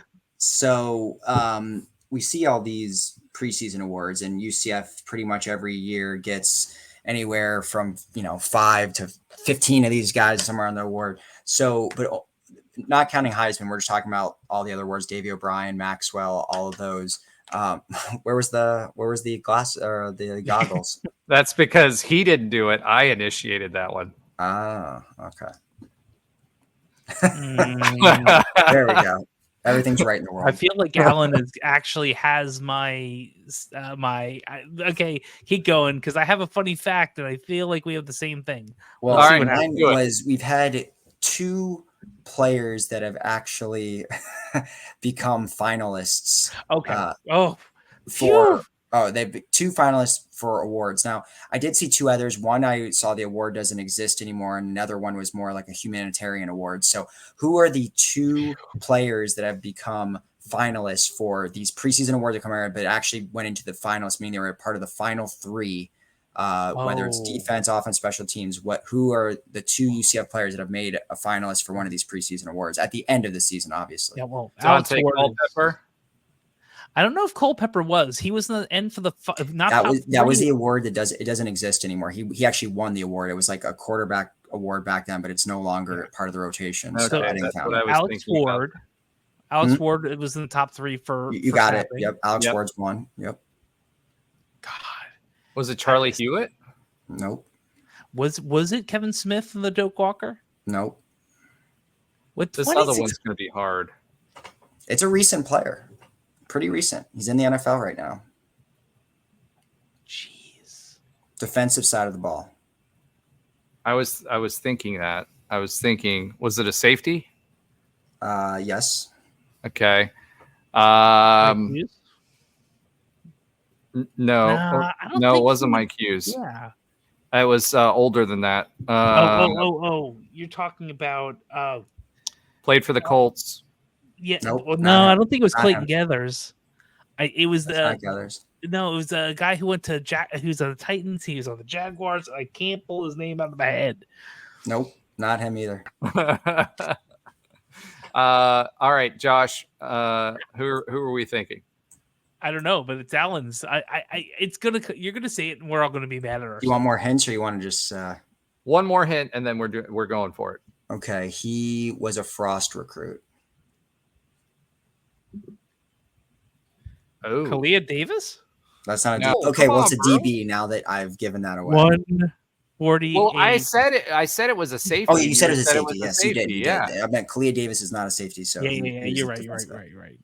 Alan Makes no bros. Job harder. I don't know. Okay. Do you want the initials? Yes. No. RG. Robert Griffin III. No. You know what's funny? That's the first thing I thought too. Well, yeah, because you hear RG, right? RG3, but God. Oh my gosh, RG3 this week. I thought he was good. I think he murdered himself on Twitter. Oh, I saw that. I don't know if you guys saw that this week. He's on the Falcons right now. Oh, why can't I think of his name? Grant. Yes. Richie Grant. Yes. Richie Grant. Yeah. Yes, he was a finalist for the Jim Thorpe Award, which is the best DB in the country. I was thinking Richie Grant. That's the funny thing, but I couldn't think of his name for some reason. He needs to get paid. He'll get paid. I think he'll get paid. Like paid. Hopefully. Yeah, he 100% should. He's really good. All right. So Alan half stumped us this week. Let's go ahead and move on to Josh's sometimes funny fact of the week.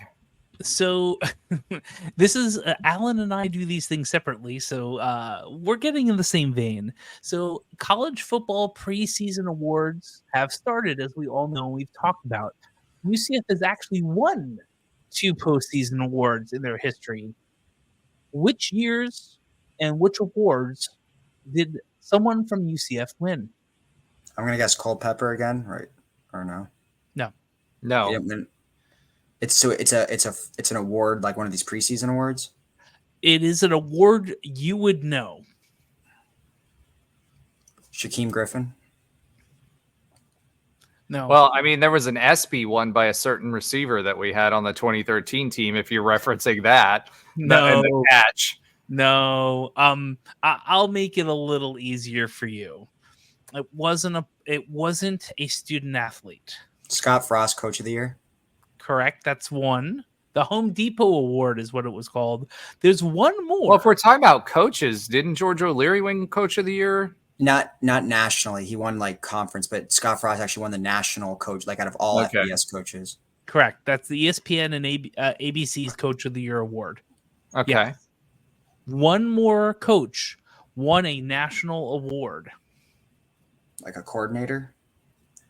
No. No. Oh, I mean, Head coach. Basketball? Was it a basketball? The one before O'Leary. No, Kruzik did not win. Well, actually, it would be Alan. Oh my God, why can't I remember his name? Gooch was, I think, directly before O'Leary. If we're being technical, I believe. I'll give it to you. This one is a little harder. Was kicked out because of a cell phone issue. Oh. The people in the cars are going to be screaming this. Yes, I'm screaming at myself right now. Oh my gosh. And which was unfortunate. It wasn't Mike Krusha. It wasn't Mike Krusha. No, it wasn't Kruzik. What years was this? It was 1990. Yeah, I was gonna say. Because the FBI was involved and there was a whole bunch of stuff that was going on with that. I think it was 95, 96. I'll give it to you. And it was Gene McDowell. Gene McDowell, that's right. Gene McDowell won the Eddie Robinson Award for the FBS Coach of the Year. That was done by the SID. I cannot believe it's obviously late, guys. We're recording at 11:33 at night, and I could not remember Gene McDowell's name. I'm screaming at myself right now. All of you that are throwing your phones at the inside of your cars, I apologize. Your treadmills. Yeah. Your Apple CarPlay is not going to work for a week, and it's my fault, and I'm sorry. I looked back. I shouldn't be surprised. I mean, we're 10-4 and went pretty deep in the playoffs. I did not know that before researching it. I looked at that and I went, huh? And I looked at it 3 different places. Yep. He did win that. So those are the only 2 awards in that whole award season. We had finalists, but those are only 2 awards someone from UCF ever won. Of the major things you've heard of.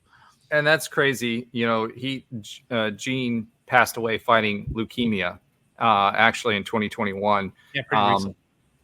Yeah, and I remember when that happened, and that was a big deal for UCF. And with everything that happened with him, it was tough because he did end up coming around the program a little bit more later on in his life, but for a long time he was not allowed to be part of the program because of what happened during that time frame. And that was tough because he gave a lot to UCF, and he was a very successful coach here at UCF. So shout out to Gene McDowell for that. Okay, guys, as you may remember from last football season, we have a few more segments that we typically do that are a little bit different that some of you that are newer listeners have not heard, but we will get back into coming up this season. We also have someone that we're talking to that's a very generous UCF fan who's a fan of ours, who may be presenting us with some opportunities to give back to you. So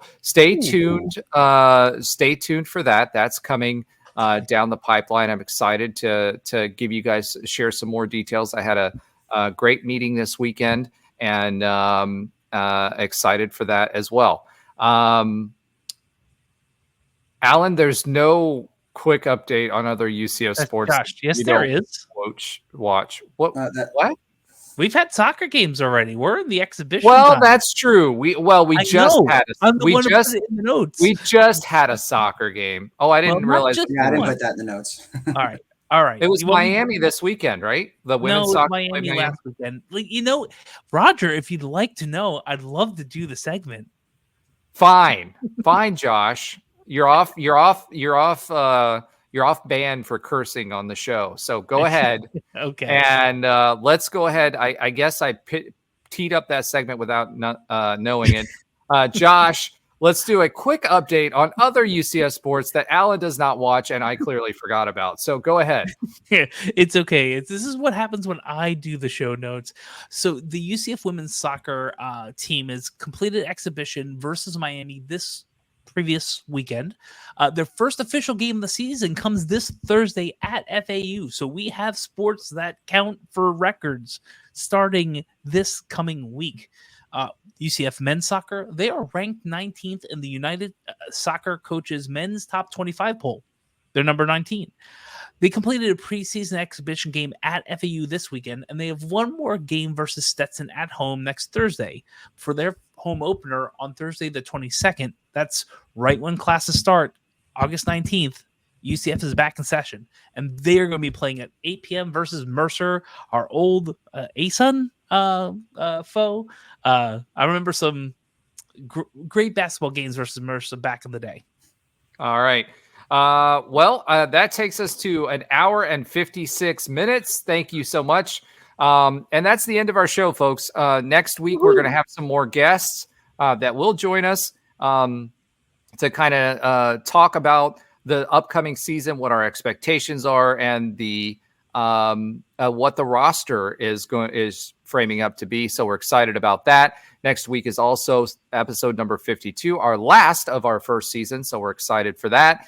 All of you that have joined us and started following us, I saw 2 new folks on Apple and some new folks on YouTube. I'm sorry it wasn't showing your name, so I wasn't able to shout you out, but we do appreciate you, and I will shout you out when it starts popping up. So for this week, let's continue that energy. Let's support our soccer teams. Go Knights and charge on. All right. So bad. Chapel Roan is going to win 2 Grammys.